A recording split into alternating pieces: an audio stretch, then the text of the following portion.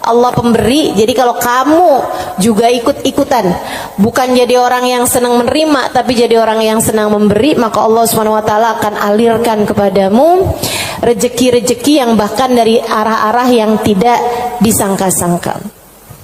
Saudara sekalian yang saya muliakan, Hubabah Maryam pernah bilang, Halimah jangan takut ngasih. Nak, jangan takut ngasih. Allah itu seringkali ketika kamu ngasihnya banyak, Allah juga ngasihnya banyak. Ketika Allah ngelihat kamu jalur keluar duitnya itu banyak, Allah juga bakalan ngasih itu buat memenuhin jalur keluarnya uang tersebut gitu.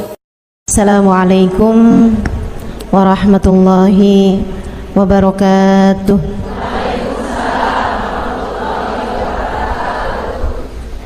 Alhamdulillah, wassalatu wassalamu ala rasulillah Muhammad ibn Abdillah wa ala alihi wa sahbihi wa man wala. Subhanaka la ilma lana illa ma 'allamtana innaka antal alimul hakim. Rabbi syrah li sadri wa yassir li amri wahlul 'uqdatan min lisani yafqahu qawli, amma ba'du. Baik, sebelum kita mulai, kita akan baca niat belajar bersama-sama. Mudah-mudahan ilmunya nanti sekali lagi jadi ilmu yang manfaat buat kita sekalian. Bismillahirrahmanirrahim. Nawaitu ta'allum wa ta'lim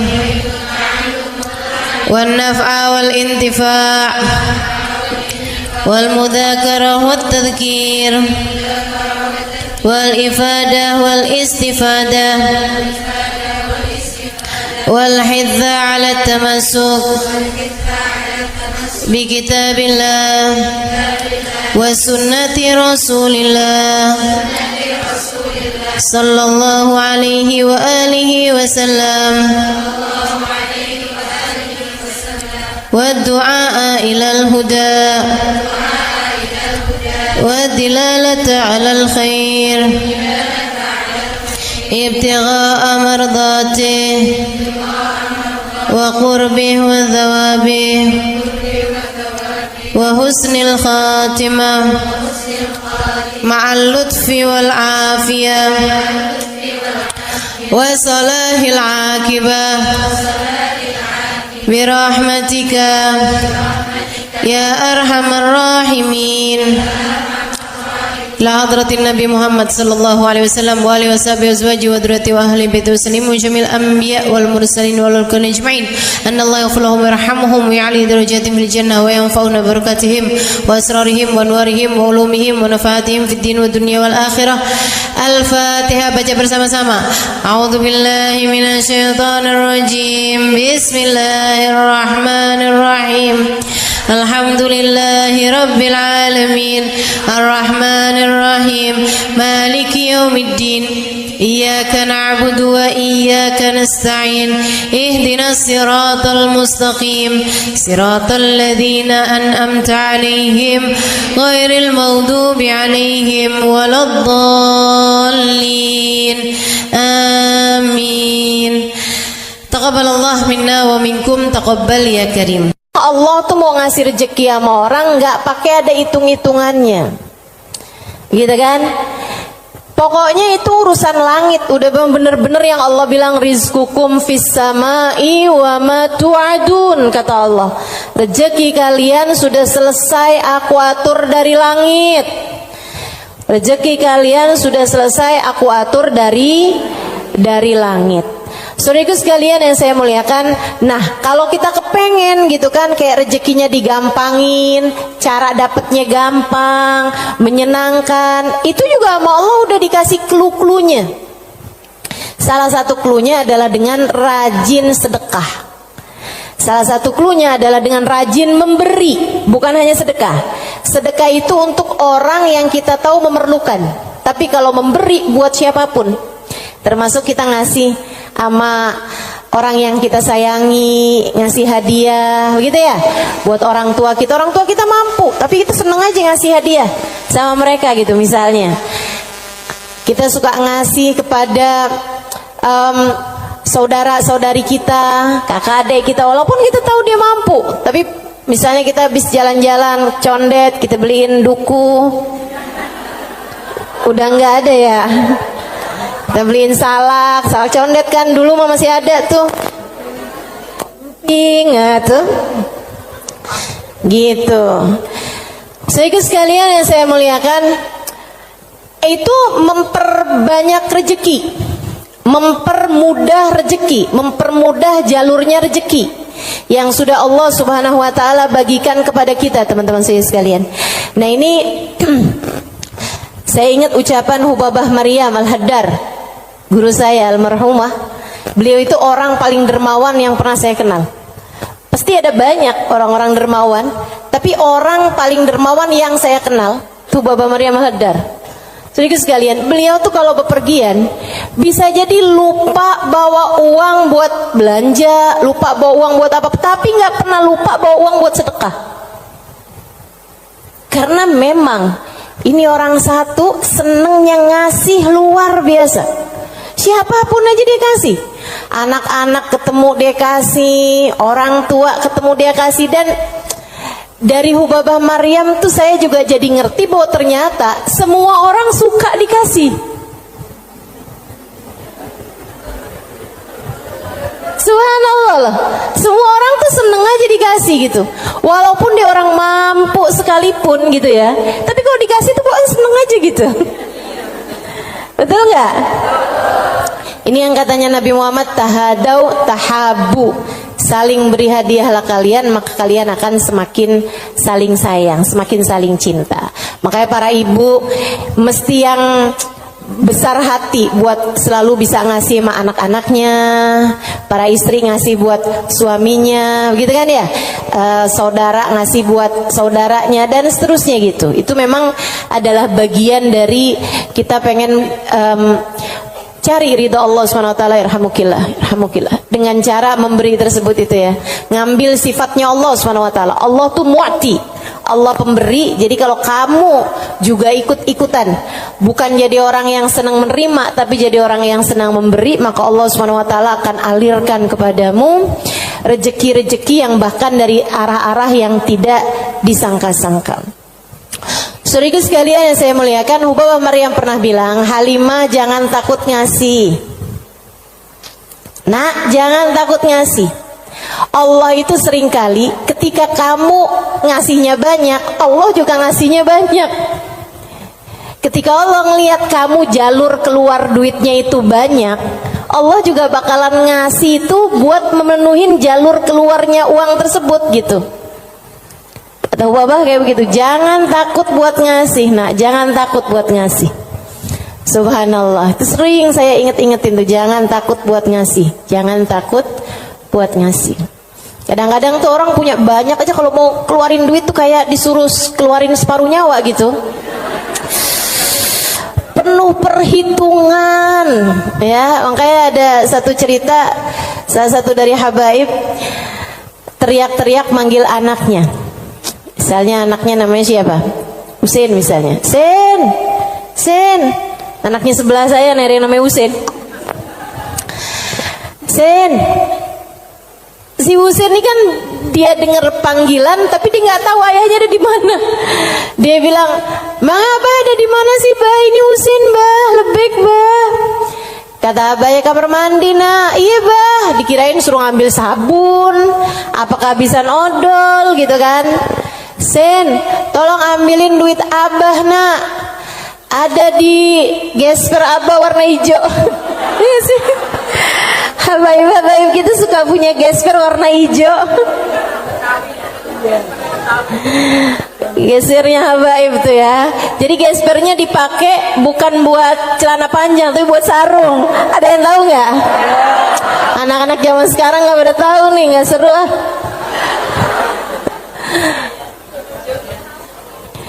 Dia bilang, ambilin duit Abah, nak. Kasihin kepada keluarga fakir miskin di jalan apa gitu, disebutin sama dia. Dikerjain sama anaknya saat itu juga, diambil uangnya kemudian diserahkan kepada keluarga yang dimaksudkan sama abahnya. Habis dia pulang, dia bilang sama abahnya, "Bah, abah kenapa sih bah sampai repot-repot lagi di kamar mandi, bukan nunggu aja ntar keluar." Abahnya bilang, "Nak, kalau keluar setannya lain lagi." Emang sedekah tuh kalau nggak cepet-cepet dikeluarin lain lagi tuh. Coba aja kamu ngeliat orang nih, ya ampun kesian banget, mau ngasih nih kayaknya 100.000 deh, misalnya gitu. Kita inget nih dompet kita ada 100 ribuan gitu kan, pas kita buka dompet, tapi banyak juga loh orang kayak gitu, 50.000 aja apa ya gitu. Kelihatan ada duit yang hijau 20 ribuan, terakhir keluarnya berapa? 5.000. Ada yang pernah begitu? Mana orangnya? Saya. Urusan sedekah luar biasa. Kalau nggak cepet-cepet dikerjain, luar biasa setannya teman-teman sekalian. Makanya mudah-mudahan Allah Subhanahu wa taala selamatkan kita dari segala sifat pelit-pelit ini nih. Baik itu yang namanya syuh ini udah pelit yang banget pelitnya, ataupun bakhil orangnya ya. Kalau yang tadi atas syuh orangnya namanya syahih. Kalau yang kedua nih bakhil, yaitu orang yang pelit sama apa yang dia punya, ama yang jadi miliknya dia mau ngeluarinnya tuh penuh dengan perhitungan. Dan gayahnya, puncaknya orang pelit yang kayak beginian nih, puncaknya pelit adalah dia sampai berusaha untuk bisa yang wajib-wajib pun jadi nggak wajib. Gimana caranya gitu? Kayak bayar zakat gitu kan, mikir-mikir mau bayar zakat harta 2,5% dari harta kita di akhir tahun. Itu kan kalau mau dicari-cariin jalannya biar nggak keluar zakat, bisa teman-teman, bisa. Terutama nih orang-orang kayak saya nih, belajar fikih kelamaan, belajar fikihnya lama, saya tahu persis cara mengelabui hukum Islam. Tetapi teman-teman sekalian, ilmu ini walaupun saya mengetahuinya, saya tidak akan mengamalkannya buat diri saya pun juga buat orang lain. Kenapa gitu? Kamu sedang mengelabui siapa? Bukankah Allah Maha tahu segalanya? Kamu mau nih gimana caranya biar duit saya nih nggak saya zakatin? Oh, kamu begini, misalnya gitu ya. Sekedar dirubah bentuk duitnya itu, jadi tanah, jadi rumah, kan zakatnya setahun lagi. Bisa aja kayak begitu. Akan tetapi teman-teman saudara sekalian, sekali lagi ini pengelabuhan urusan dunia. Tapi kalau urusan di hadapan Allah Subhanahu wa taala, Allah tahu segalanya. Allah paham niatmu, mau deket haul, mau deket waktunya wajib mengeluarkan zakat, kamu beli tanah biar duit kamu berubah jadi tanah untuk menghindarkan kewajiban zakat. Allah paham betul urusan apa yang ada di dalam hatimu itu. Jadi janganlah sok-sokan cari-cari. Mungkin ada pendapat lain yang bikin ini jadi nggak wajib, misalnya gitu kan? Ada aja, bisa aja teman-teman saudara sekalian. Orang yang belajar fikih bertahun-tahun itu akan ngerti caranya hal-hal yang seperti itu. Tapi tentu saja kita tidak akan mengamalkannya, sebab yang kita cari bukanlah pandangan manusia, yang kita cari bukanlah hukum dunia, akan tetapi yang kita cari adalah yang di sisi Allah Subhanahu wa ta'ala. Saya jadi ingat sama Syaiban. Ini yang dianggap sama Imam Syafi'i sebagai salah satu guru-gurunya Imam Syafi'i. Imam Syafi'i satu hari ditanya sama muridnya Imam Ahmad bin Hanbal, siapa aja guru-gurumu tuan? Sebutin sama Imam Syafi'i, fulan bin fulan, fulan bin fulan, fulan bin fulan. Kata Imam Syafi'i, Syaiban Ar-Ra'i. Siapa? Syaiban Ar-Ra'i. Kok saya nggak pernah dengar ya yang satu ini? Imam Syafi'i itu orang pinter, saudaraku sekalian, sangat pinter. Nih saya ceritain kecerdasan, kepandaian Imam Syafi'i.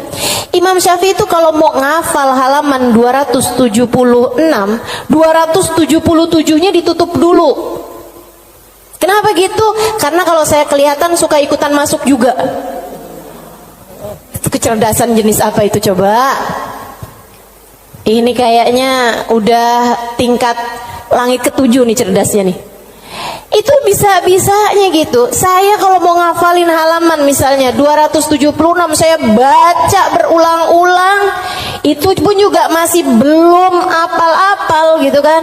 Besokannya lagi saya ulang lagi, besokannya lagi saya ulang lagi juga gitu. Karena kalau nggak diulang-ulang ntar kayak suka gampang lupa nggak sih? Saudaraku sekalian yang saya muliakan, ini buat ibu-ibu sih kayaknya nggak relate deh. Kita nih kadang-kadang baca surat Al-Kafirun aja bu, ujungnya nggak ke bawah-bawah.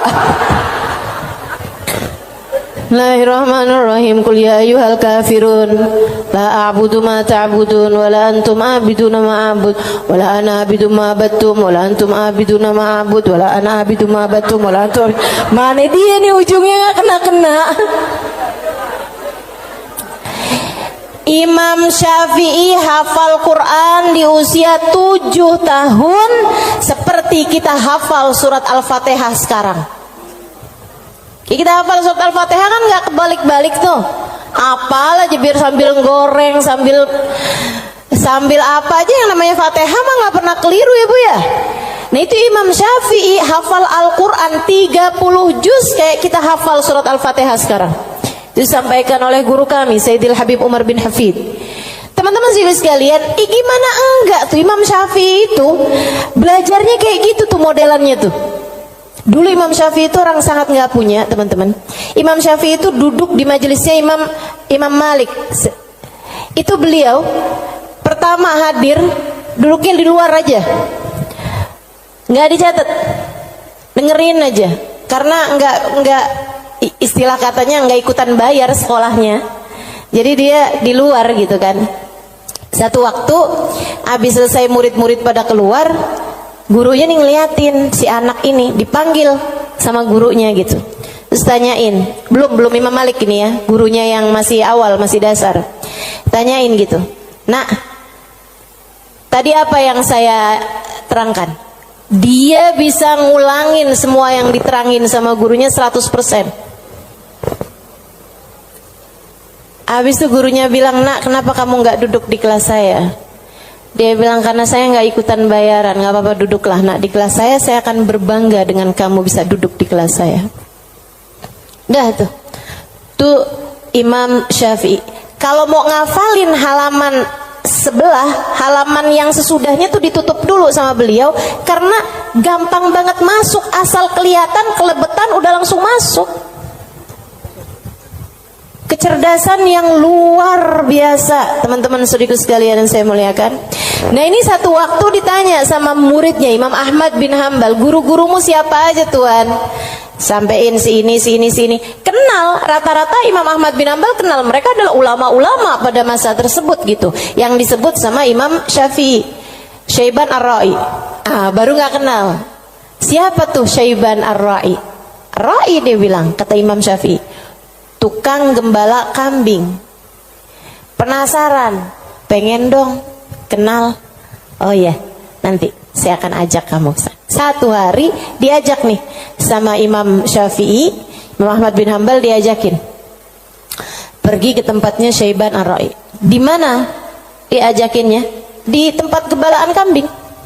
Sambilan tuh kambing digembala, Syaiban sholat. Kambingnya sudah makan rumput, dianya sholat. Habis saya sholat, di Imam Syafi'i sama Imam Ahmad bin Hambal duduk di situ. Assalamualaikum warahmatullahi wabarakatuh ya Syaiban. Waalaikumsalam warahmatullahi wabarakatuh. Syaiban, saya nih datang kemari nih, katanya Imam Ahmad bin Hambal, karena Imam Syafi'i waktu saya tanya salah satu gurunya, dia menyebutkan dirimu wahai Syaiban. Emang Syafi'i ini ada-ada aja, tawadu kan, bukan yang ya gitulah saya. Walaupun saya kelihatannya penggembala kambing ya, tapi jangan remehkan. Saya gurunya Imam Syafi'i, enggak gitu. Dia bilang, Imam Syafi'i ini emang ada-ada aja. Bagaimana mungkin penggembala kambing seperti saya jadi gurunya Imam Syafi'i? Kata Imam Syafi'i, Syaiban, saya datang kemari ini mau bertanya beberapa permasalahan. Oh iya, boleh. Apa pertanyaanmu? Yang pertama, kami mau tanya kepadamu urusan sholat. Kalau kamu nih ngerjain sholat, terus kamu lupa, Syaiban, ini udah 2 rakaat apa baru 1 rakaat ya? Apa yang harus kamu lakukan, wahai Syaiban? Syaiban jawab, ala madhabina au ala madhabikum. Sesuai madhab kalian atau sesuai madhab saya? Oh, Syaiban punya madhab, maaf, Syaiban punya madhab. Katanya Imam Syafi'i, emang ada 2 madhab nih dalam masalah ini? Iya, tentu saja. Madhab kalian selalu berbeda dengan madhab saya. Oh, boleh kami tahu kalau sesuai dengan madhab kami gimana, Syaiban? Kalau madhab kalian, kalau lupa berapa rakaat sholat, ngambil rakaat yang sedikit, kemudian sesudahnya sujud sahwi. Iya benar, kata Imam Syafi'i, benar. Begitu memang yang disampaikan oleh baginda kita Nabi besar Muhammad sallallahu alaihi wasallam. Kalau madhab kalian gimana, Syaiban? Kata Syaiban, kalau madhab kami, madhab ahli tasawuf, madhab hamba-hamba dekat dengan Allah Subhanahu wa taala, madhabnya para wali lah boleh dibilang. Dia bilang, kalau kami sholat menghadap Allah tapi kami sampai lupa berapa rakaat kami menghadap kepadanya, artinya kan pikirannya kemana-mana. Dia adalah orang yang sudah kurang ajar kepada Allah. Dia harus dihukum dengan puasa setahun dan qiyamul lail setahun. Itu hukuman buat orang, itu pelajaran buat orang yang bisa sampai lupa ngadep sama Allah Subhanahu wa ta'ala. Ada yang mau ikutan madhabnya Syaiban?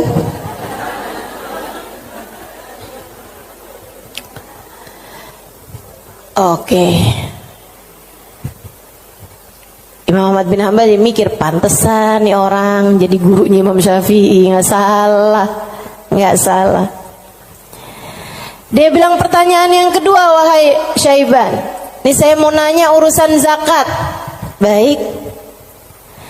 Ini kan kamu kan punya banyak kambing nih Syaiban nih. Yang kamu gembalakan nih kambing-kambing mau bukan? Iya, kambing saya, kata Syaiban. Ada kayak berapa ekor lah kambingnya. Dia bilang, berapa zakatnya kambingmu ini wahai Syaiban? Syaiban kembali nanya, ala madhabina am ala madhabikum? Madhab saya apa madhab kalian? Dia bilang, emang ada 2 madhab juga nih dalam urusan zakat ini nih? Iya, selalu ada opini-opini, pemahaman-pemahaman dalam urusan agama.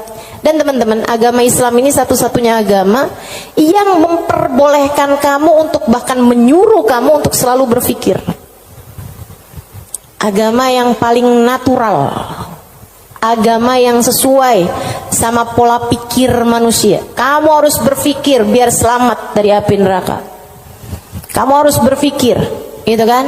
Bahkan Allah ketika menceritakan tentang orang-orang ahli neraka, lahum qulubun la yafqahuna biha, kata Allah. Mereka punya hati, punya pikiran tapi nggak dipakai mikir. Akhirnya jadi ahli neraka. Orang selalu aja tuh, fa'tabiru ya ulil albab, gitu kan? Maka ambillah pelajaran dari sini, wahai yang berpikir. Disuruh berpikir. Kita ini dalam Islam ini disuruh berpikir. Nggak boleh kayak yang udah ini doktrinnya agama, udah ikut aja. Nggak bisa. Islam ini adalah agama yang selalu memerintahkan kamu buat berpikir. Makanya Syaiban kepikiran tuh jawaban-jawaban yang tidak sesuai dengan konteks fikih, tapi tidak salah.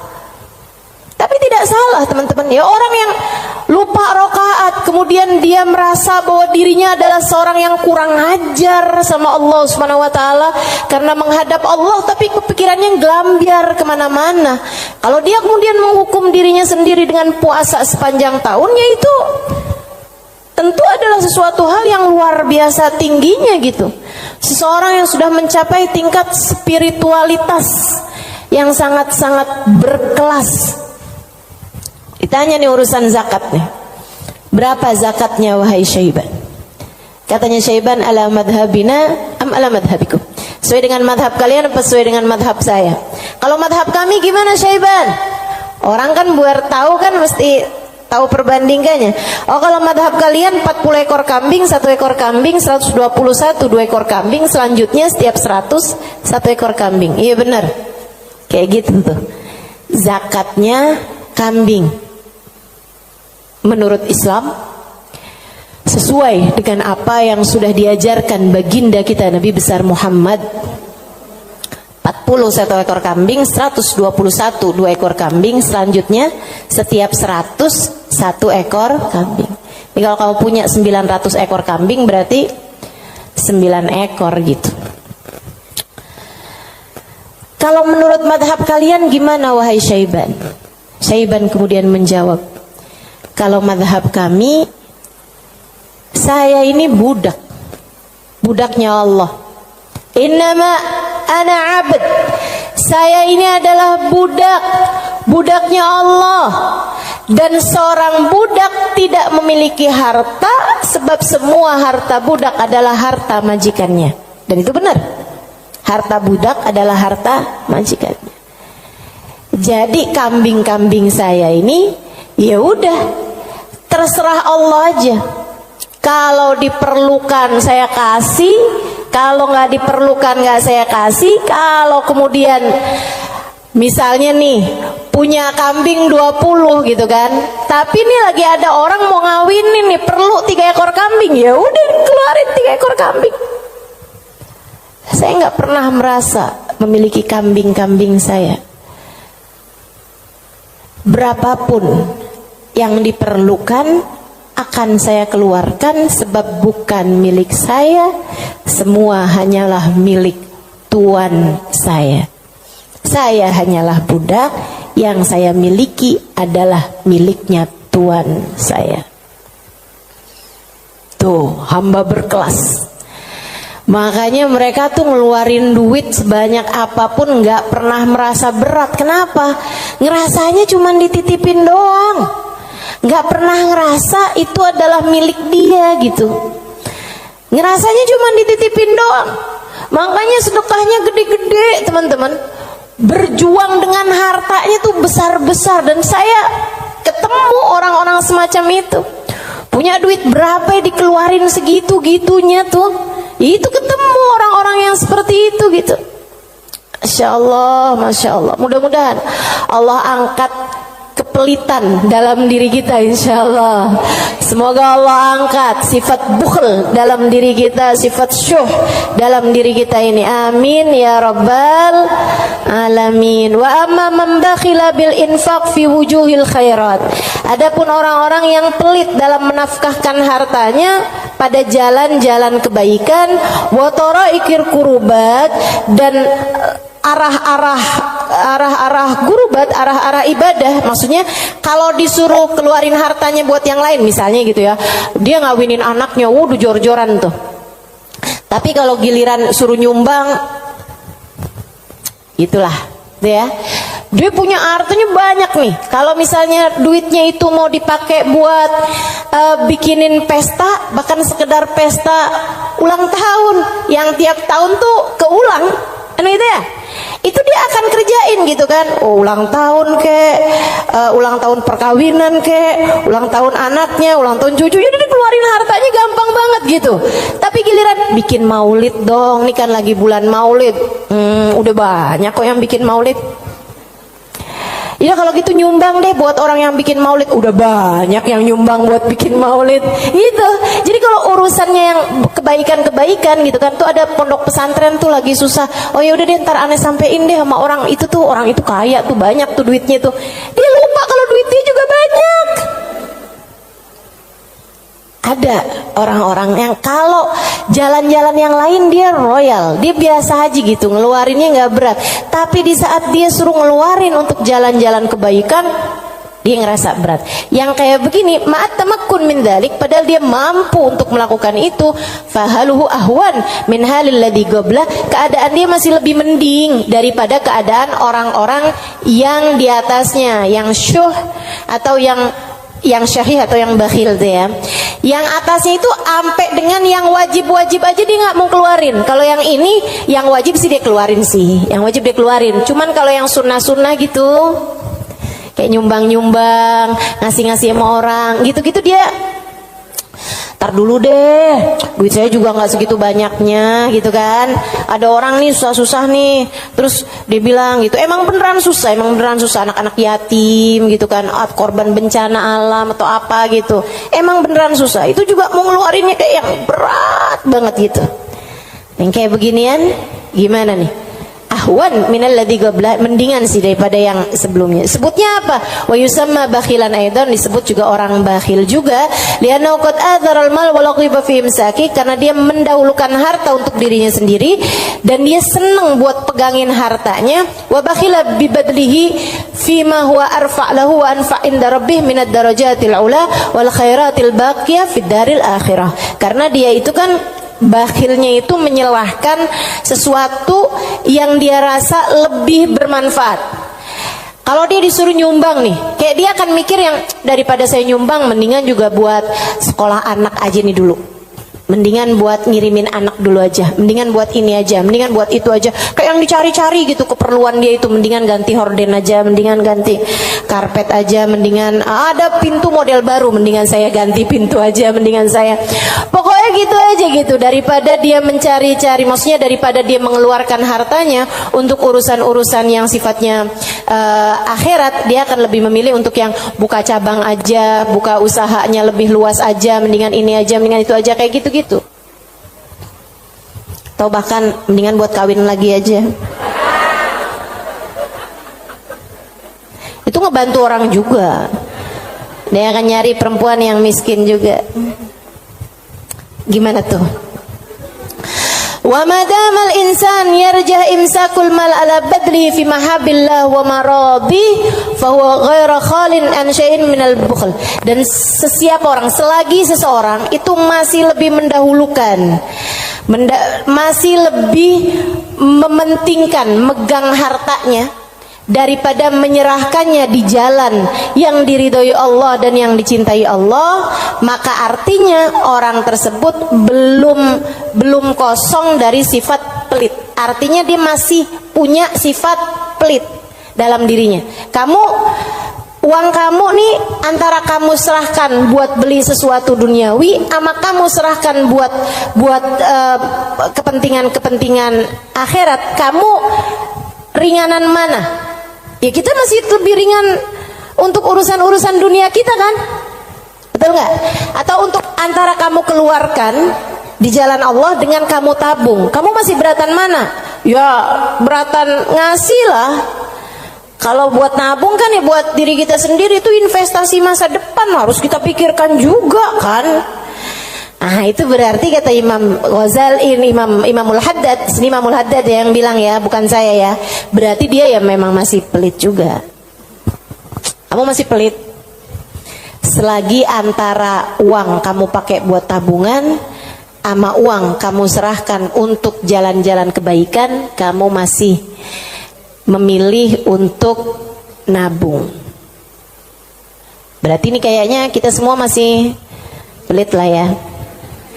Udah kita sepakatin aja dah.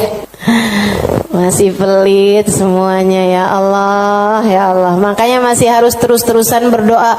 Allahumma inni a'udzubika minal ajzi wal kasal wa'ud. Allahumma inni a'udzubika minal hammi wal hazan wa a'udzubika minal ajzi wal kasal wa a'udzubika minal jubni wal bukhl wa a'udzubika min ghalabatid dain wa qahrir rijal. Itu masih harus terus-terusan kita baca teman-teman, tiap hari, tiap pagi kita baca doa itu. Ya Allah, beri kami hidayah untuk bisa ringan tangan dalam memberi, enggak terus-terusan pelit sama apa yang kami miliki ya Allah. Wala yakunul insan jawadan sakhiyan hatta yakuna badlul mal fi mahabbillah arja inda wa ahab ilaih min imsaki. Dan seseorang itu belum bisa disebut dermawan, belum bisa disebut sakhi, belum bisa disebut orang karim, orang dermawan sampai dia merasa bahwa menyerahkan uang di jalan Allah lebih dia sukai daripada menabung, daripada pegang duit itu, daripada dia nggak ngasihnya di jalan Allah gitu. Kalau kamu ngerasa masih ngasih itu lebih berat daripada kamu pegang, nah itu berarti kamu masih pelit. Tapi kalau kamu ngerasa yang ngasih lebih kamu sukai daripada kamu pegang, gitu ya, itu berarti kamu adalah seseorang yang dermawan. Udah jadi tambah jauh aja nih kita nih. Fa'alam dalik wa'mal alaih. Ketahuilah hal ini dan amalkanlah. Wallahu yatawalla hudak. Semoga Allah subhanahu wa ta'ala memberikan petunjuk kepadamu. Amin ya rabbal alamin. Wa minal muhlikat, dan salah satu dari sifat-sifat yang dapat menghancurkan seseorang, salah satu dari sifat-sifat penghancur amal ibadah seseorang, salah satu dari sifat-sifat yang dapat meluluh lantakkan dirimu, menurunkan nilaimu di mata Allah subhanahu wa ta'ala adalah al-ghurur, sifat ghurur, tertipu. Apa tuh tertipu? Wa makna, arti tertipu adalah an yulabbisul insan ala nafsih. Dia bikin samar kepada dirinya sendiri, wa yuriyahal umur ala khilafi ma hiya alaih.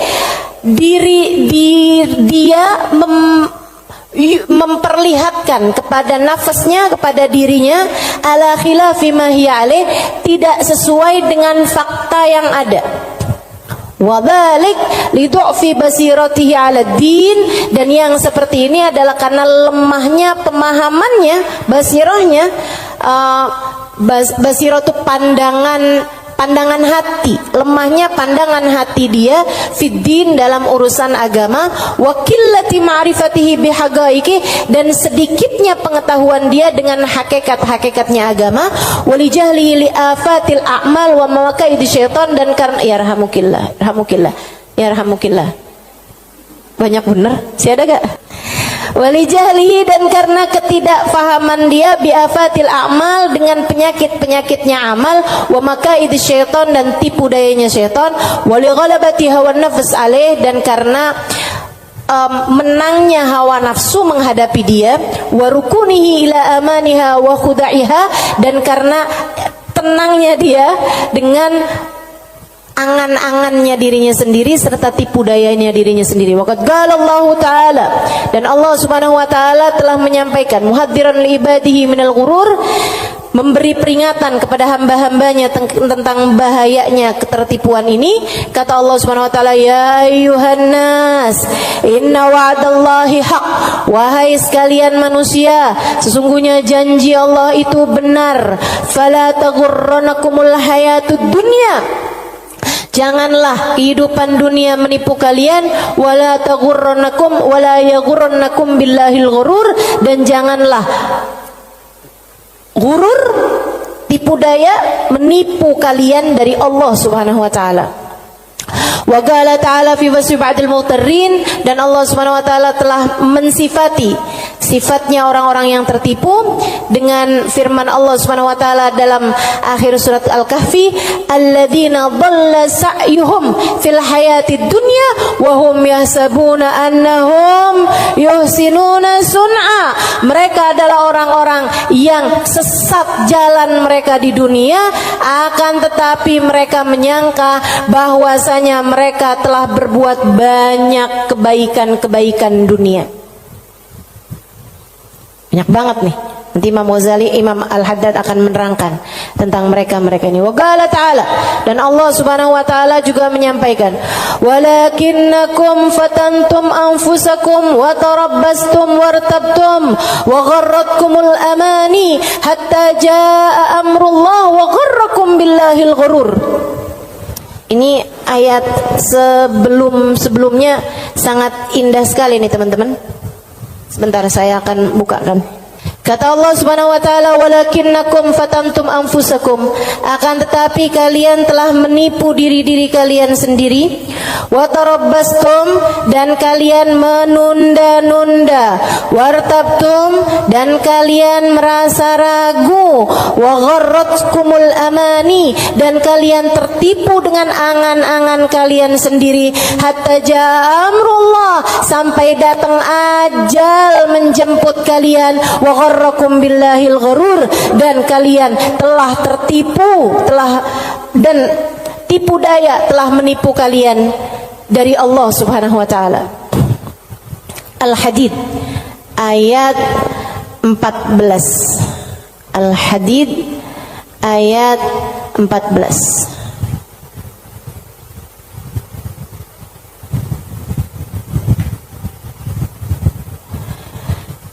Al-Hadid ayat 14.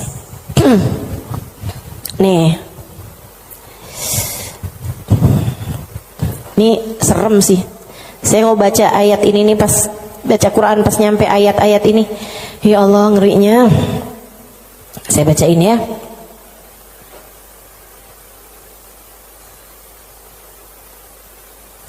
Dari mana ya enaknya nih ya?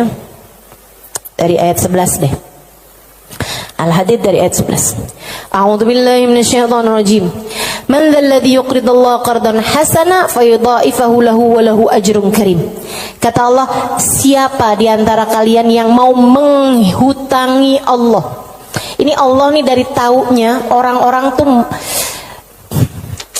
ama hartanya tuh medit banget, pelit banget, sampai Allah bilang, kamu di saat sedekah, kamu nggak lagi ngasih buat orang, kamu lagi ngasih hutangan kepadaku, kata Allah. Kamu lagi ngasih tuh, kamu lagi ngasih hutang sama aku, kata Allah. Man dzalladzi yuqridullaha qardan hasana, siapa yang menghutangi Allah dengan hutangan yang bagus. Hutangan yang bagus tuh ada orang miskin dikasih. Ya, ada orang yang kepengen sekolah, nggak mampu sekolah, kamu sekolahkan.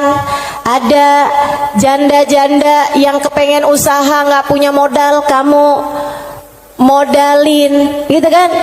Ada orang tua-tua yang emang udah nggak bisa lagi usaha, kamu berikan nafkah bulanan kepada mereka gitu. Ada yang lagi ngebangun misalnya pondok pesantren atau masjid yang memang tidak akan kembali berupa keuangan ya, maksudnya secara langsung gitu kan.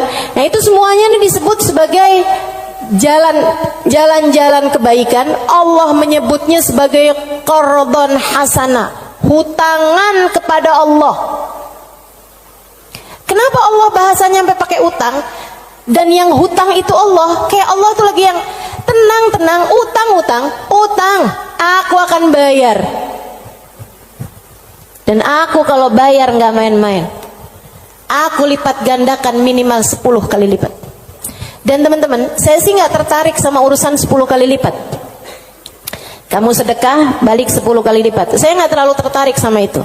Saya tertarik sama sesuatu yang kita nggak bisa beli pakai uang, yang kita nggak bisa beli pakai uang. Itu yang lebih membuat saya tertarik ketika bersedekah. Maksudnya gini nih, kalau misalnya kayak kalau kamu ngasih 100.000, Allah bakal gantikan dengan 1 juta, 10 kali lipat kan? Saya nggak terlalu tertarik sama yang begituan.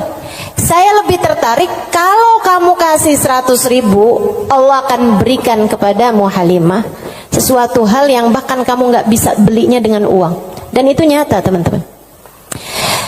Kamu nggak bisa beli kesolehan anakmu. Mau beli di mana?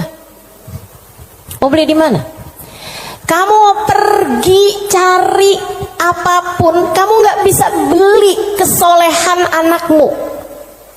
Kayak apa rasanya kamu bangun di waktu malam, terus kamu lihat, kok kamar anak saya nih lampunya masih nggak gelap semuanya ya. Biasanya kalau tidur dia gelap semua. Kamu buka pelan-pelan kamar anakmu, karena memang kamu udah bilang sama anakmu untuk kalau tidur jangan dikunci misalnya gitu. Kamu buka kamar anakmu dan di sanalah kamu lihat di jam 2 malam, jam 3 malam dia sedang bersimpuh di atas sejadahnya.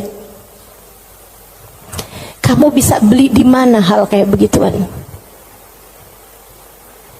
Saudariku sekalian yang saya muliakan, kamu punya anak-anak hatinya baik-baik. Bahkan kamu punya suami hatinya menyayangi kamu dengan tulus, bisa beli di mana? Kamu memutuskan untuk pakai skincare, pasang filler, kamu udah sulam alis, sulam bibir, kamu bahkan mungkin oplas, nambahin tingginya hidung, belum tentu bikin hati suamimu sayang padamu, betul? Beli di mana tuh rasa sayangnya suami kepada seorang istri? Belinya sama Allah Subhanahu wa ta'ala. Sebab Allah yang menggerak-gerakkan hati manusia.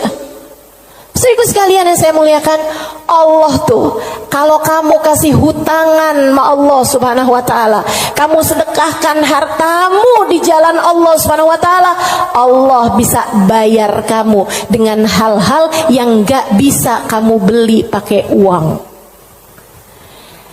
Keberkahan kehidupan, kesolehan hati anak-anak, rasa sayang, rasa cinta di hati suamimu kepadamu,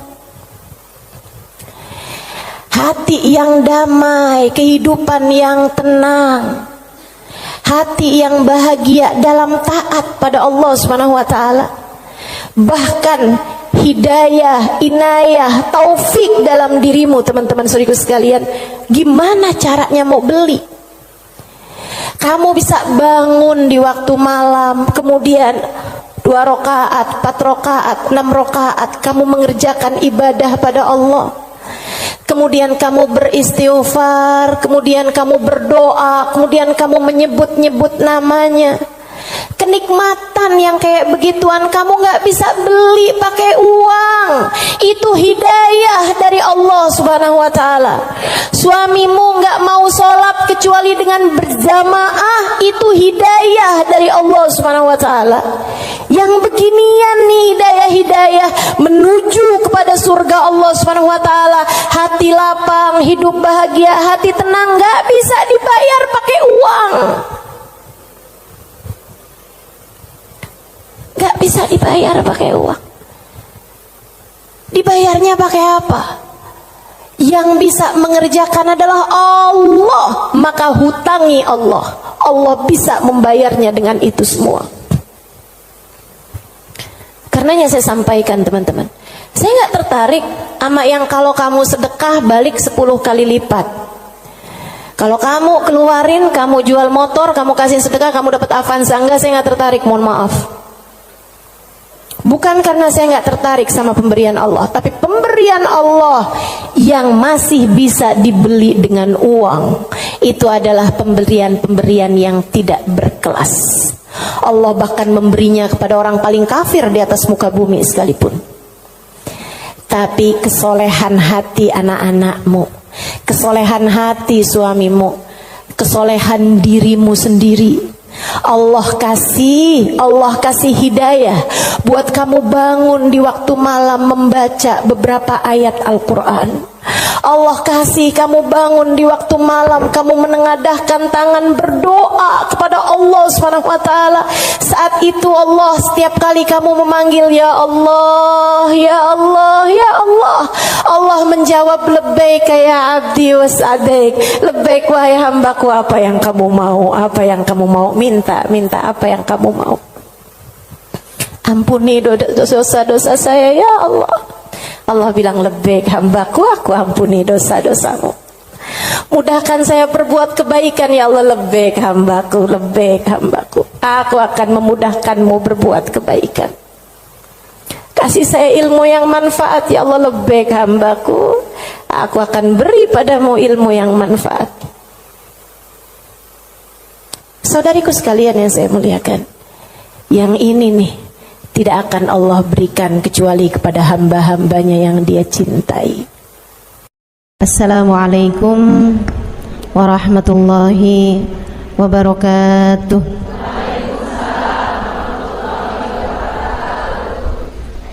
Alhamdulillah, wassalatu wassalamu ala Rasulillah Muhammad ibn Abdillah wa ala alihi wa sahbihi wa man wala.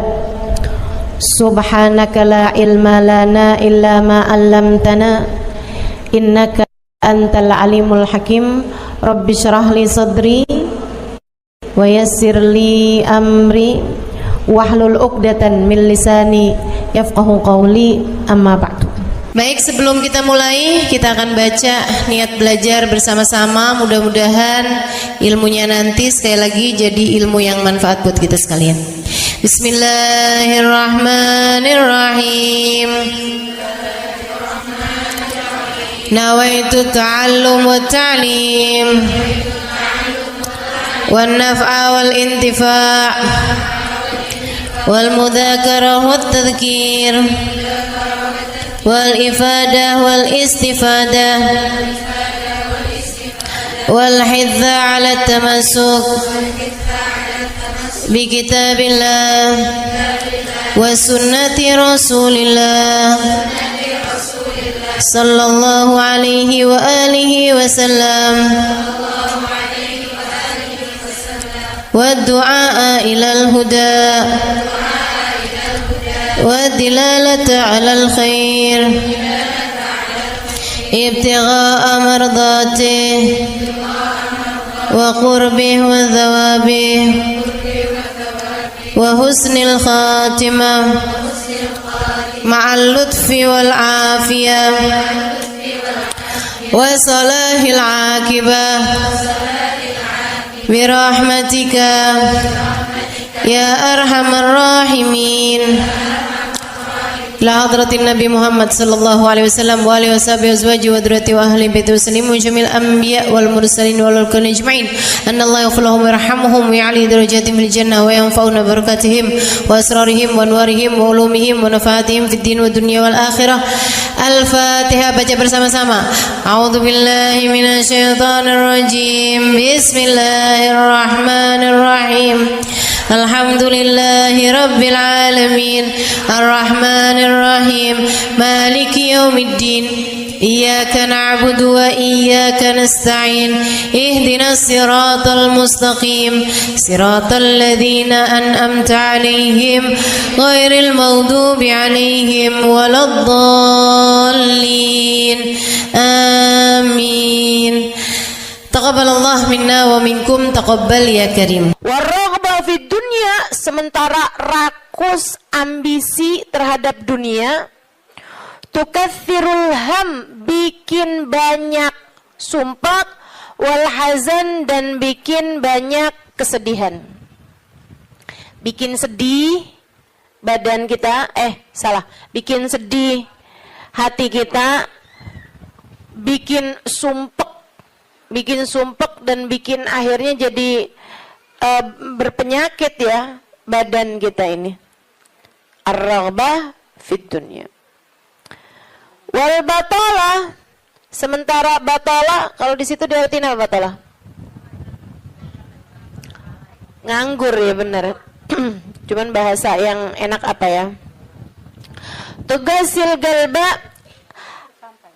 lalai dari Allah, maksudnya ya nggak kepengen dunia juga, nggak kepengen akhirat juga gitu, kayak gabut. Anak zaman sekarang bahasanya gabut ya.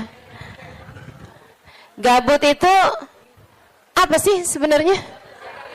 Nggak ada kerjaan gitu kan? Itu kayak ada singkatan nggak butuh gitu kali ya, dari itu ya.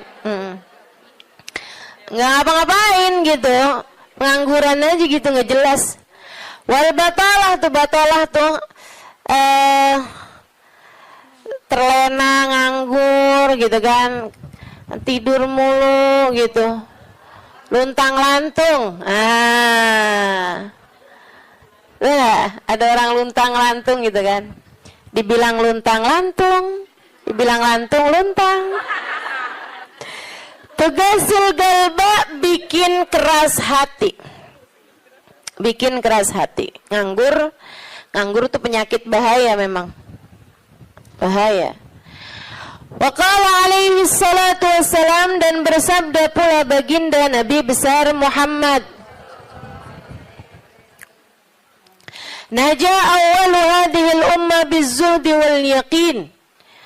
Awal umat ini terselamatkan dengan zuhud wal yakin, dan dengan keyakinan yang kuat. Wasayahlik akhiruha bil hirsi wa tulil amal, dan akan hancur akhirnya umat ini, akan hancur disebabkan hirs, ambisi terhadap dunia, wa tulil amal, dan panjang angan-angan. Wa ma warada minal ayati wal akhbar wal athar fi dammid dunya wa dammil muhibbina laha warraghibina fiha wa dammil hirsi 'alaiha kharijun anil hasr. Dan apa yang warid, apa yang datang dari ayat, hadis, athar itu yang disampaikan oleh Nabi maupun para ulama, fi dammid dunya, dalam celaknya dunia, maksudnya mengenai betapa buruknya dunia, betapa buruknya orang-orang yang mencintai dunia, betapa buruknya orang yang ambisi terhadap dunia, dan mil hirs 'alaiha, betapa buruknya orang yang rakus terhadap dunia. Banyak sekali kharijun anil hasr, enggak bisa kehitung. Ayat, hadis maupun ucapan para ulama mengenai betapa buruknya dunia, betapa buruknya para pecinta dunia dan lain sebagainya ini banyak banget hadisnya, keterangannya enggak kehitung.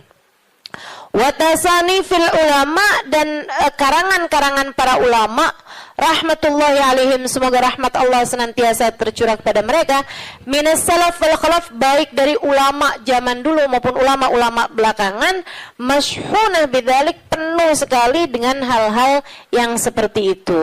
Kayak Imam Ghazali gitu kan, nulis dalam kitabnya baik Ihya Ulumuddin ataupun kitab yang terakhirnya beliau itu namanya Minhajul Abidin dan lain sebagainya, itu banyak banget mengenai hal-hal yang seperti ini gitu. Betapa pentingnya kita untuk zuhud terhadap urusan dunia. Tsumma inad dunya ibaratun wallahu a'lam bisawab. Sampai situ ya. Nabi Muhammad alaihissalam mengatakan, az-zahada fid dunya tuyrayyihul qalba wal badan.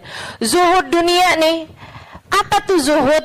Zuhud itu teman-teman tidak mengharapkan kesenangan dunia dari Allah sekalipun ya, enggak minta gitu, enggak seneng gitu sama kesenangan dunia dari Allah. Itu namanya zuhud akhirat. Dan juga teman-teman, zuhud ama manusia itu tidak menginginkan apa yang ada pada manusia, apa yang dimiliki orang enggak kepengen. Itu kan, itu namanya zuhud fima fi aidin nas. Ini disampaikan Nabi Muhammad dalam hadisnya, izhad fid dunya yuhibbukallah, wazhad fima fi aidin nas yuhibbukan nas. Kata Nabi Muhammad alaihissalam, zuhudlah kamu dari dunia. Zuhud tuh enggak seneng, enggak ambisi, enggak fokus kepada kesenangan dunia maupun pencapaian dunia. Hati-hati, tipis teman-teman bedanya, gitu kan? Pencapaian dunia, saudara sekalian, kayak gini loh, banyak followers, majelisnya jadi rame, itu tipis tuh antara kamu kepengen akhirat sama kamu kepengen dunia. Buat siapanya? Bukan buat yang hadir. Saya rasa kalau yang hadir mudah-mudahan baik gitu kan.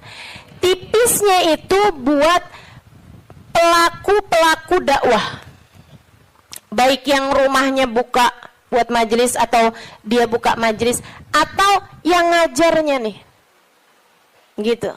Karena kalau tujuannya senengnya itu adalah urusan-urusan dunia, tuh tipis banget setan nantinya tuh bisa masuk dari arah situ. Dari arah situ masuknya. Izhad fid dunia. Kata Allah SWT. Makanya dari tipisnya nih yang saya sebut tadi itu ya. Kayak keinginan kamu tuh dunia apa akhirat? Keinginan kamu tuh pujian manusia atau pujian Allah? Itu sampai-sampai banyak dari para wali-walinya Allah Subhanahu wa taala meninggalkan kemasyhuran dunia karena khawatir sama hatinya. Banyak saudaraku sekalian. Sampai ada di antara para wali itu yang sampai berpura-pura nyuri, sampai dikejar orang gitu kan. Kenapa dikejar orang? Karena yang dia curi adalah bajunya seorang perempuan yang lagi mandi. Ada orang lagi mandi, wali loh yang ngerjain. Untung belum zaman viral internet ya.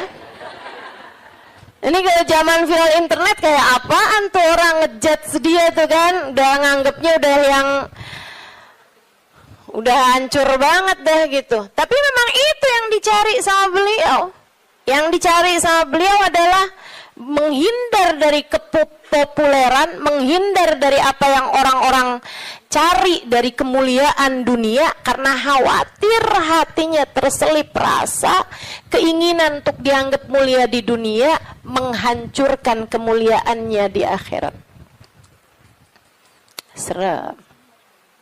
Serem bener buat orang-orang kayak saya yang sama Allah dikasih pegang mic di depan, ya kan? Teman-teman saya sekalian, nggak gampang.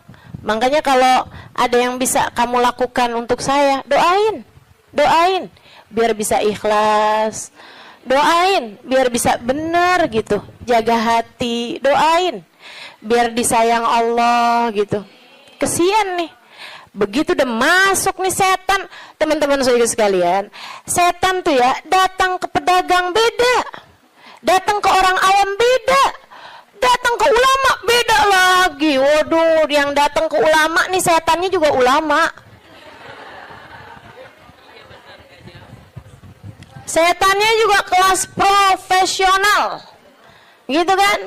Jadi nggak ecek-ecek gitu loh.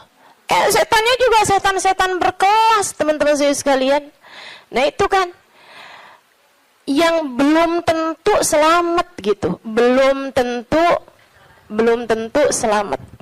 Masya Allah. Ada tuh zamannya Imam siapa ya? Ada Imam Ghazali cerita dalam Ihya-nya.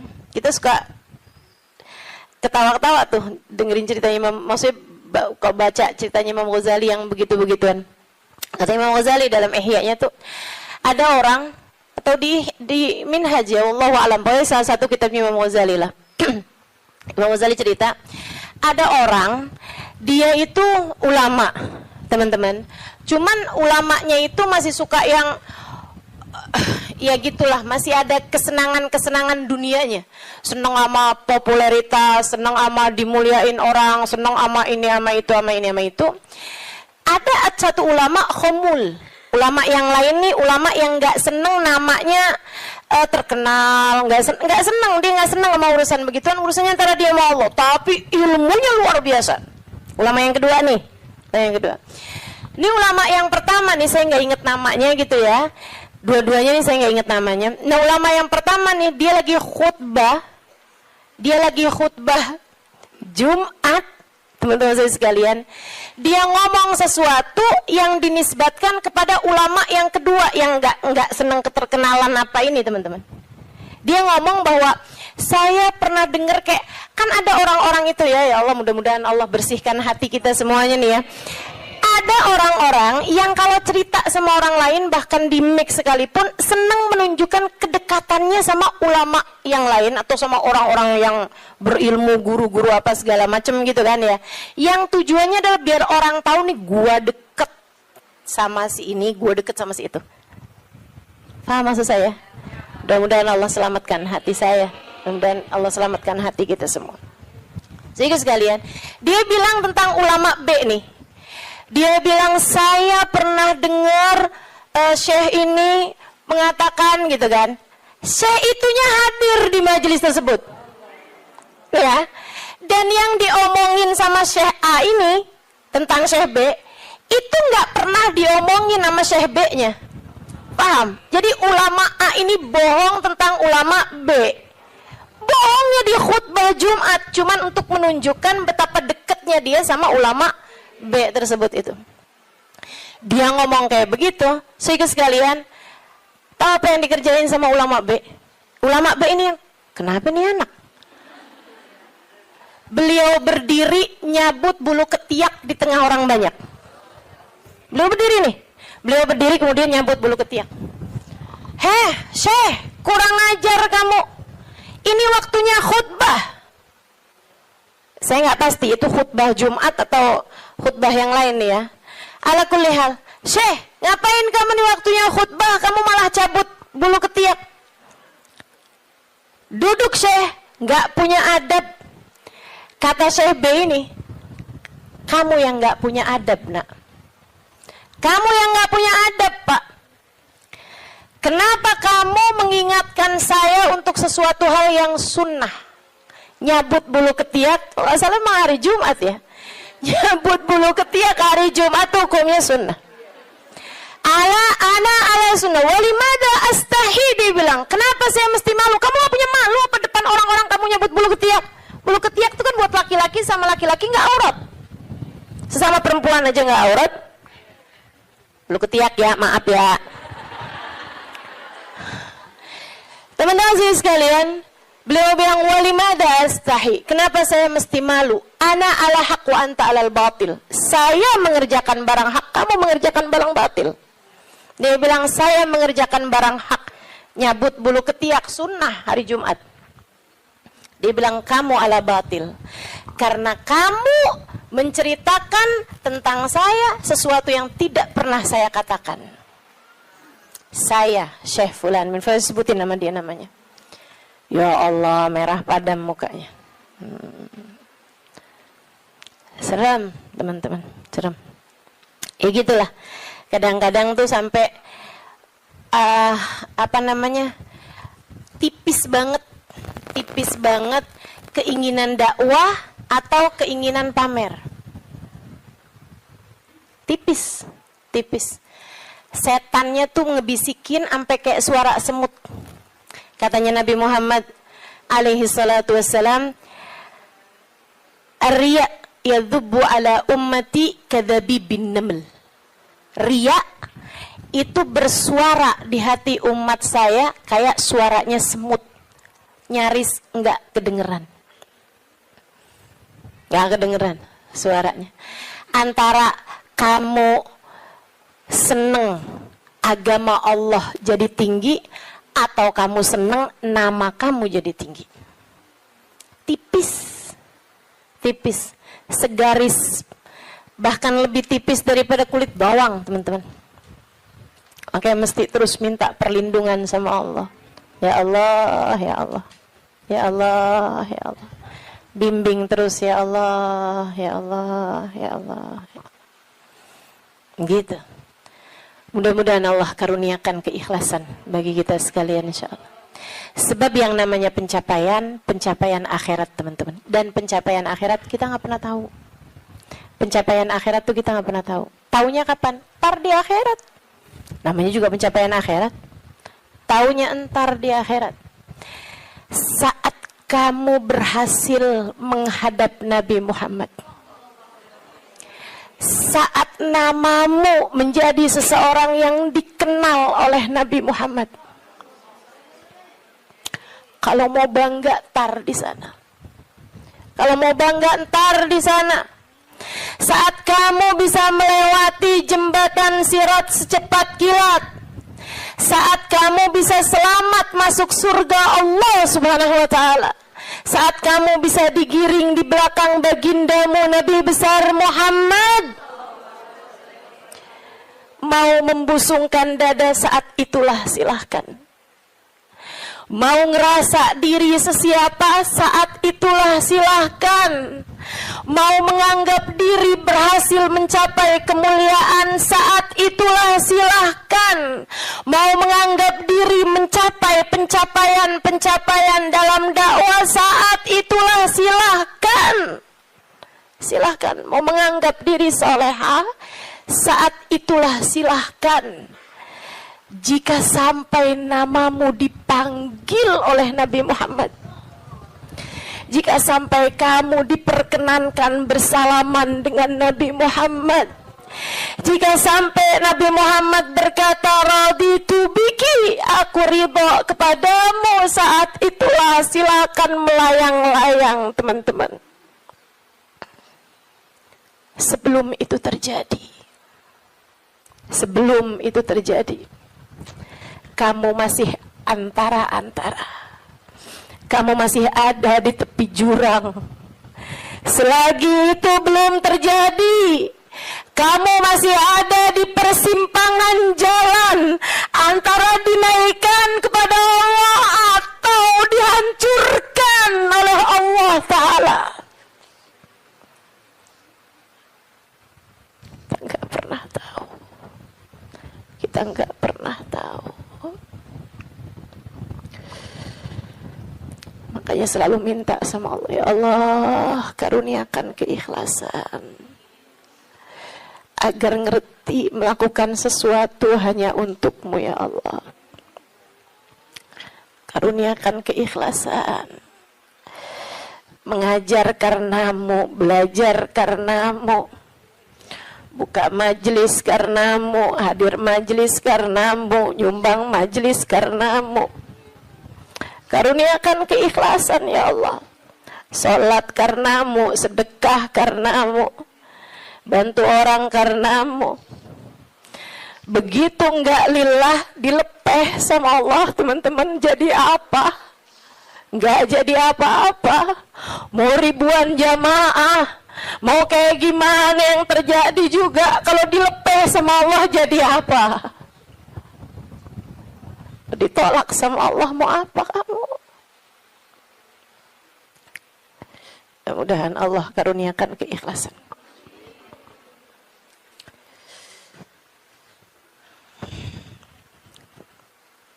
Az-zahada fid dunya, zuhud di dunia, zuhud dunia, ngarepnya cuma Allah semata. Izhad fid dunya, yuhibbukallah. Kalau Allah lihat hatimu nggak punya ketertarikan sama dunia, Allah cinta padamu. Gitu kata Nabi Muhammad. Hah? Hati kamu masih ngarep dunia nggak nih? Hati kamu masih ngarep harta, pandangan orang, jabatan, kemuliaan di mata manusia? Kamu masih fokus ke sana apa enggak gitu? Hati kamu masih fokus ke sana, jangan salahkan siapa-siapa. Kalau Allah pun juga belum fokus mengaruniakan rahmatnya kepadamu. Sebab aturannya jelas, kata Nabi Muhammad, izhad fid dunya yuhibbukallah. Bagaimana mungkin Allah akan menempati hatimu jika hatimu masih penuh sesak dengan selainnya? Teman-teman, kamu kalau mau taruhin di kamarmu itu lemari baru, tempat tidur baru, kamu mesti keluarin yang lama. Kalau kamarmu itu masih banyak banget barang-barang lain, yang nggak mungkin yang baru bisa masuk ke dalam kamarmu. Kan begitu? Hati kamu juga gitu. Hati kamu juga gitu. Sedikit sekalian yang saya muliakan, bagaimana mungkin Allah akan berkenan bertahta di hatimu jika hatimu selama ini masih penuh sesak dengan selainnya? Penuh sesak dengan selainnya. Penuh sesak dengan anggapan orang, penuh sesak dengan cinta manusia. Yang kamu pikirin gimana biar suami tetap cinta padamu. Kamu luar biasa. Siapa yang lagi di WhatsAppin sama suami, siapa yang lagi diteleponin sama suami. Sekarang suami lagi di mana, sama siapakah? Jangan-jangan dia sedang berada dalam pelukan perempuan yang lain. Waduh. Bagaimana kamu berharap Allah bertahta dalam hatimu jika hatimu penuh sesak dengan selainnya. Teman-teman, keluarkan nya yang kecil-kecil agar nya yang besar berkenan bertahta di hatimu. Keluarin yang lain-lain. Keluarin perkara harta, perkara cinta manusia, pujian orang, semuanya keluarin.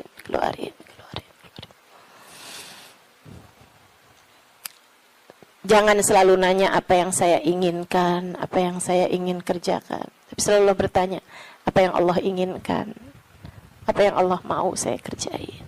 Terus gitu. Hidup belajar terus insya Allah. Izhad fi dunia, kata Allah. Kalau Allah lihat hati kamu kosong dari mencintai dunia, Allah akan bertahta di dalamnya. Allah akan cinta kepadamu, teman-teman. Yuhibbukallah, kamu akan dicinta sama Allah kalau begitu. Wazhad fima fi aidin nas yuhibbukan nas. Kamu pengen dicintai sama orang, cintai disenengin sama manusia, seenggaknya gitu punya teman-teman baik, punya kawan-kawan baik gitu. Orang nggak jauh dari kamu itu juga nggak apa-apa, bagus. Caranya katanya Nabi Muhammad, izhad fima fi aidin nas. Zuhudlah kamu dari apa yang dimiliki sama orang. Jangan selamitan, jangan kepengen apa yang dipunya sama orang. Orang gak seneng loh kalau kita tuh kayak yang, ih bagus, mau dong. Gak seneng, teman-teman. Ustazah kerudungannya cakep-cakep, Ustazah boleh gak buat saya? Misalnya gitu. Saya ngomong sama Ustazah Khadijah. Tuh ya. Gak bagus, teman-teman. Gak bagus. Dan itu kamu gak akan disenengin sama orang kalau caramu kayak gitu tuh. Minta aja gak disenengin sama orang, apalagi ngambil. Kan ya? Udah pasti tuh. Orang gak seneng. Orang itu, teman-teman, punya banyak sekalipun gitu kan. Kalau diminta tuh, kecuali para wali-walinya Allah, kecuali para orang-orang lain itu mah tingkatannya, ya kan. Tapi kalau diminta tuh gak seneng itu juga gitu. Walaupun mintanya nggak yang dengan bahasa-bahasa yang ini gitu, terus terang, tapi kayak bahasa sindiran gitu kan. Kerudungannya banyak, boleh kali Ustazah, yang ini cakep nih, gitu kan? Enggak boleh, nggak baik kayak begitu. Kamu menurunkan kemuliaanmu, teman-teman. Yang kata Nabi Muhammad tuh, 1 titik hitam di wajahmu di akhirat nanti setiap kali kamu meminta kepada orang lain. Izhad fima fi aidin nas. Apalagi kalau sampai kamu, hati kamu nggak pernah tertarik sama apa yang dipunya sama orang. Oh, dicinta sama Allah. Saya ceritain tuh di buku Bidadari Bumi 2 tentang seorang perempuan yang diceritain sama Hubabah Nur. Sekalian saya muliakan, saya lagi ngobrol sama Hubabah cerita tentang orang ini. Tuh bahwa ada tuh 5 orang tuh. Emang bener nih hadisnya Nabi yang ini bener banget. Ra'aituhu bi'aini, kata beliau. Saya lihat dengan mata saya. Dia bilang ada 1 orang alimah. Itu beliau, si perempuan ini, saya bolak-balik ngelihat di undangan, di kondangan, tuh ya, di pesta-pesta gitu, perkawinan kayak gitulah, kondangan-kondangan, bajunya itu terus. Saya tahu kalau dia ini miskin karena bajunya itu terus, gitu kan? Orang di Tarim itu kalau keluar semuanya pakai baju hitam. Nah, kalau baju hitam kan susah nandainnya kan yang sama semua. Betul apa enggak? Jadi sekalian saya muliakan, makanya saya suka heran gitu, Ustazah Halimah nih fashionable, apa namanya? Bener nggak ngomongnya? Lagi mana? Apa tadi?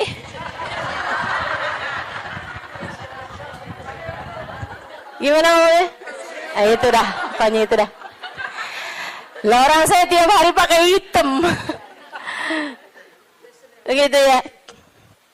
Jadi sekalian, nah ini kan kalau keluar mah agak susah ditandain karena kan semuanya hitam gitu. Tapi kan kalau pas kondangan tuh, orang sana itu kalau kondangan dalam ruangan semuanya perempuan, mereka dandan.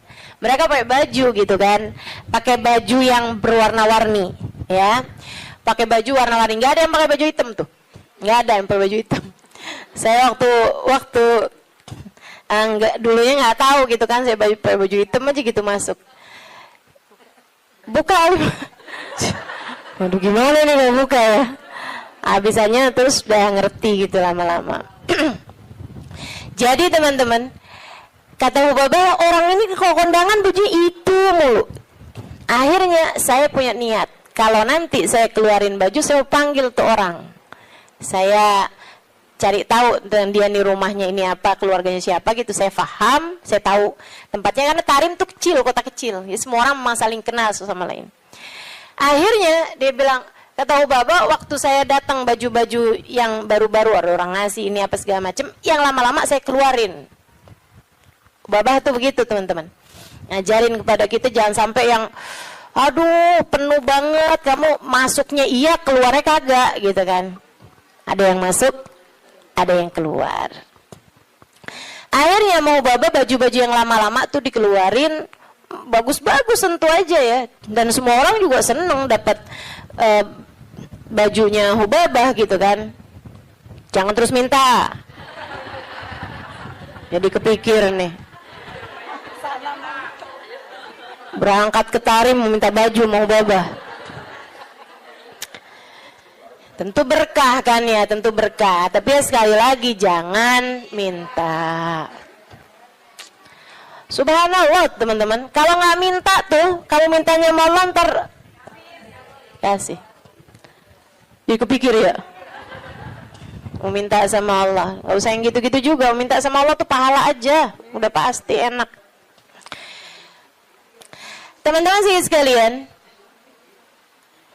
akhirnya Hubabah itu ngeluarin baju-baju beliau, ada setumpuk lah gitu. Beliau panggil tuh orang perempuan itu, panggil sama Hubabah. Dia seneng banget dan memang miskin banget teman-teman. Bajunya cuma itu aja, buat kondangan itu, buat keluar itu, buat sholat itu gitu. Dia cuma segitu itu bajunya gitu. Baju sholat kayak mau kena gitu. Ya, 2 kalau 1 dicuci kan ada gantinya gitu. Terus baju keluar dia gitu, baju hitam 1, terus baju hari-harinya dia kayak daster gitu buat di rumah, 2 potong 2 biji gitu, tuh satunya lagi baju buat kondangan. Udah gitu aja, simple hidupnya. Jadi sekalian dipanggil tuh perempuan sama Hubabah. Kata Hubabah, saya habis ngeluarin baju-baju nih. Nih, silahkan kamu pilih yang mana yang kamu mau. Sisanya tolong bagiin. Kamu yang bagiin. Gitu, sama siapa yang kamu mau deh gitu. Di depan Hubabah nih, Majlis nih, dia bilang, oh gitu Hubabah. Masya Allah Hubabah, Masya Allah. Mudah-mudahan Allah